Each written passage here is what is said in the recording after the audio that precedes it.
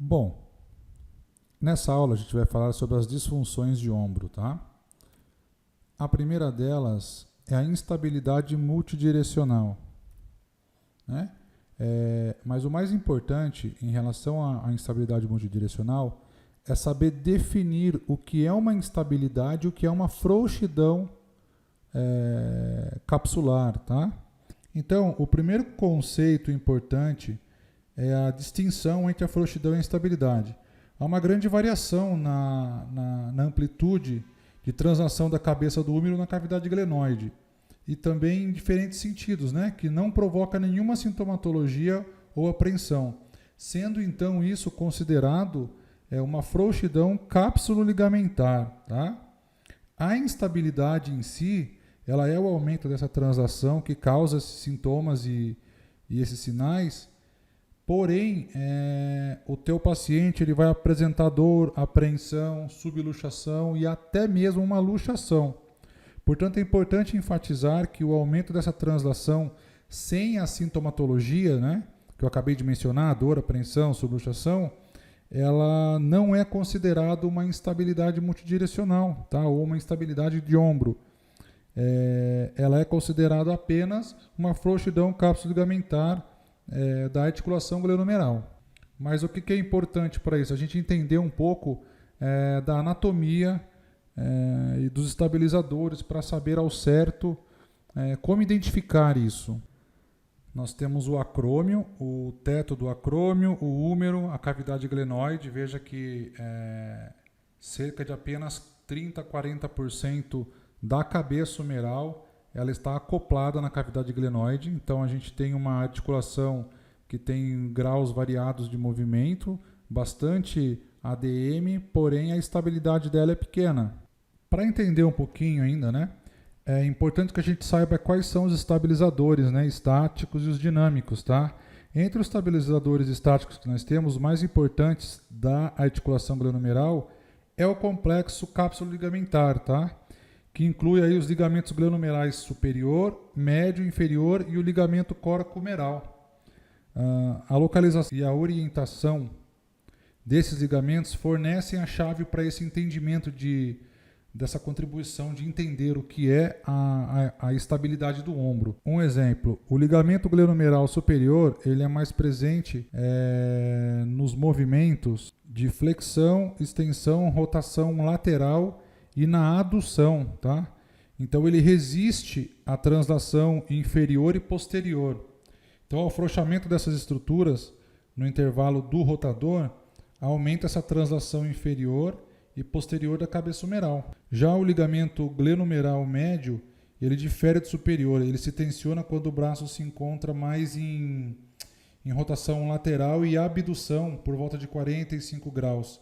Ele acaba sendo um prolongador do lábio antero-superior da glenoide, tá? E ele acaba cruzando assim a articulação do tendão subescapular no ângulo de 45.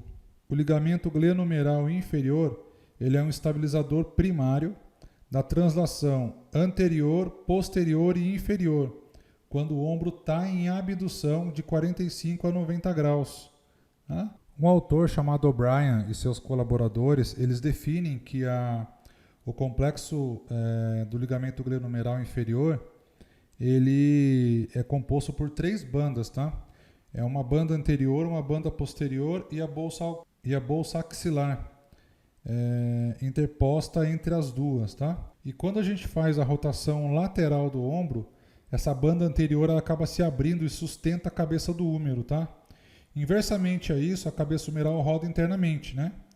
E a banda posterior do ligamento ele acaba estabilizando posteriormente. Então esse mecanismo ele é recíproco, ele faz com que o complexo do ligamento glenomeral inferior ele estabilize a cabeça humeral tanto na translação anterior quanto posterior, enquanto que o recesso axilar está aumentado, né? E as bandas anteriores e posteriores, elas ficam mal definidas, aumentando o volume capsular. Um outro autor ainda enfatiza o papel do manguito rotador na estabilização da glenomeral, tá? Exercendo bastante função de força, de compressão da cabeça humeral na cavidade glenoide, né? Nessa cavidade que é rasa, né? E essa força ela parece ser especialmente importante durante a amplitude de movimento do ombro, quando as estruturas cápsulo-ligamentares elas estão frouxas, né? E vale lembrar que nessa fase do movimento, em que a instabilidade multidirecional se manifesta clinicamente, é quando a gente encontra essas estruturas cápsulo-ligamentares frouxas, aí o papel do manguito rotador se torna ainda mais importante. Porém, para que nós tenhamos um manguito rotador fazendo a sua função de forma correta, é necessário que outros músculos também estejam trabalhando, tá? Como estabilizadores. Quem são eles? Os estabilizadores da escápula. Se eu não tenho os músculos estabilizadores da escápula, a glenoide e o labro totalmente perpendicular à cabeça humeral, eu não vou conseguir evitar uma força de cisalhamento que ocorre, provocando uma subluxação inferior. E daí se dá toda a importância desse controle muscular da escápula em pacientes que possuem essa instabilidade multidirecional, tá? Então é super importante que a gente sempre pense que se o paciente apresenta uma instabilidade multidirecional, antes de eu querer fortalecer o manguito rotador, eu devo estar verificando como está a escápula desse meu paciente, tá? E provavelmente você vai encontrar algumas alterações escapulares. E aí veja a importância de você trabalhar essa estabilização para então você fazer o trabalho de manguito rotador. Aqui vejo algumas figuras, ao qual demonstra que existe até um sulco, né? E essa instabilidade multidirecional, como foi mencionado anteriormente, ela é considerada apenas quando eu tenho 2 ou mais graus, né? Ou mais, aliás, quando eu tenho 2 ou mais posições de translação, né? Seja inferior, posterior, superior ou anterior, né? Qualquer uma delas somadas, 2 ou mais, a gente já pode considerar que é uma instabilidade multidirecional, desde que ele tenha sintomatologia. Se ele não tem sintomatologia nenhuma, é uma frouxidão cápsulo-ligamentar, tá? Então, lembre-se da importância da gente trabalhar, primeiro, verificar a escápula, trabalhar os músculos estabilizadores da escápula, posteriormente a isso eu vou fazer o trabalho de manguito rotador, tá? E aí, lembrando que manguito rotador a gente tem 4 principais, né? Mais o cabo longo do bíceps, que a gente vai acabar falando um pouquinho mais à frente sobre eles também. Falando agora um pouquinho sobre o síndrome do impacto, né? Que acho que é a patologia mais encontrada dentro dos consultórios médicos. Cerca de 65 até 70% dos casos são queixa de dor no ombro, principalmente em movimentos rotacionais e movimentos de abdução, e também essa junção de abdução e rotação, principalmente rotação medial, acaba ocorrendo aí uma compressão da cabeça humeral no teto do acrômio, tá? Então essa tendinopatia ela ocorre pela compressão do manguito rotador e da cabeça longa do bíceps no arco coracoacromial, tá? Essa dor ela é devida à inflamação e degeneração desses tecidos, né? Que aumenta o volume do espaço subacromial. Aqui nessa foto nós podemos ver, então aqui a minha setinha, tá? Nós temos o acrômio, o teto do acrômio, aqui o úmero, né? A cabeça maior do úmero, a cabeça menor, aqui o sulco bicipital, onde vai passar o cabo longo do bíceps, e esse espaço ele tem cerca de 1 centímetro a 1,5 cm, tá? E aqui a gente tem todos os nossos tendões, temos a bolsa serosa. Então, quando eu faço movimento acima de 90 graus, normalmente a cabeça humeral ela sobe e impacta aqui em cima. Ela impactando, eu vou ter um aumento desses tecidos, né? A gente vai ter foco inflamatório, então aumentando o volume desses tecidos, eles comprimem ainda mais nessa cavidade que é de 1 centímetro a 1,5 cm, ok? Então é importante que toda vez que você realize um movimento de abdução, que você faça a rotação lateral junto. Assim, a cabeça menor do úmero é que se transfere para essa posição da maior e assim eu preservo esse 1 centímetro, 1,5 cm que eu tenho desse posicionamento em relação ao posicionamento de 90 graus ou acima disso em rotação medial. Os fatores intrínsecos da síndrome do impacto, normalmente a diminuição de força dos componentes do manguito rotador, né? O overusing, que a gente acabou de falar, que ocorre a inflamação dessas estruturas. E, por último, com o tempo você vai ter uma hipovascularização tendínea. Tá? Então, se não tem sangue chegando na região, eu não tenho uma condição inflamatória para que ele possa melhorar e as células satélites fazerem o serviço dela. Bom, e o que eu devo trabalhar para evitar esse comprometimento do ombro causado pela síndrome do impacto? Tá? Devemos trabalhar o fortalecimento do manguito rotador e dos músculos escapulares. Percebe que novamente entra o manguito rotador? Eu digo aos meus alunos, aos meus pacientes, que o manguito rotador ele é considerado músculos do core do ombro, assim como nós temos o core que está relacionado a todo o corpo, né? O core do ombro é exatamente o manguito rotador, tá? Só que para que ele tenha esse trabalho efetivo, para que ele haja como core, que nós falamos que ele é, ele precisa que os músculos escapulares, os estabilizadores escapulares também estejam em perfeita harmonia. Tá?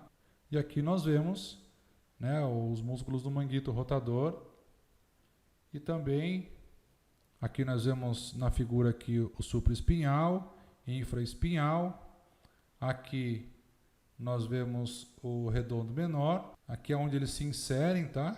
Esse número 5 que está aqui é o cabo longo do bíceps. Veja que ele está ao lado do supraespinhal, correto?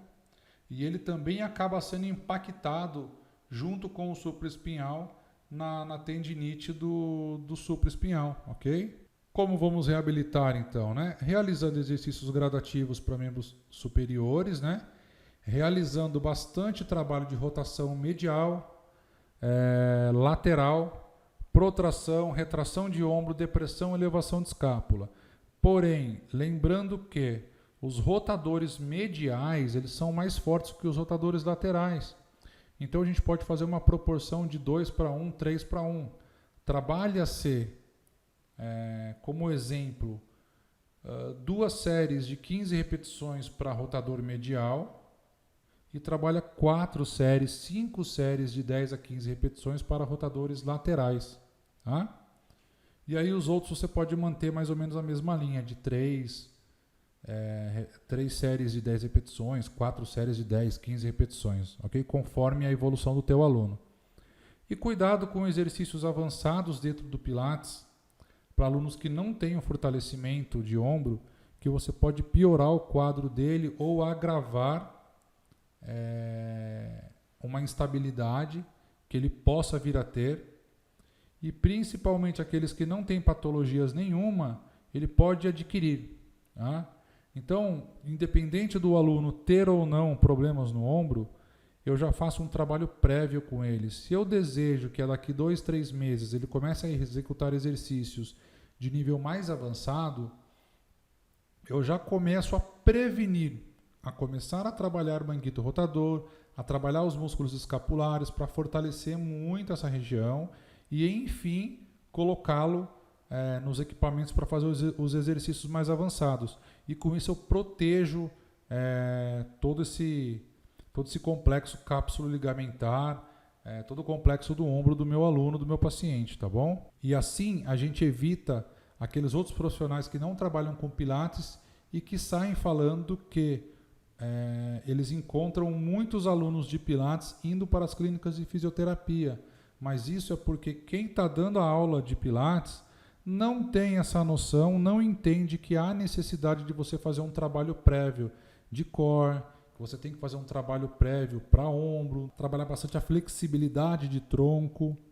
Então, ele não tem muito essa noção. E aí, quando ele começa a colocar os alunos a executar exercícios mais avançados, sem que ele tenha todo esse aporte anteriormente, ele acaba se lesionando. E aí ele sai do Pilates e vai para a fisioterapia. E aí ele sai falando que o Pilates é ruim. E aí ele comenta com o terapeuta, que o terapeuta comenta com outras pessoas. Então veja que como é grave isso. Então é importante, você, sendo fisioterapeuta ou professor de educação física, tem que ter esse entendimento e conseguir trabalhar isso com o teu aluno, tá bom? Espero ter ajudado aí com essas dicas.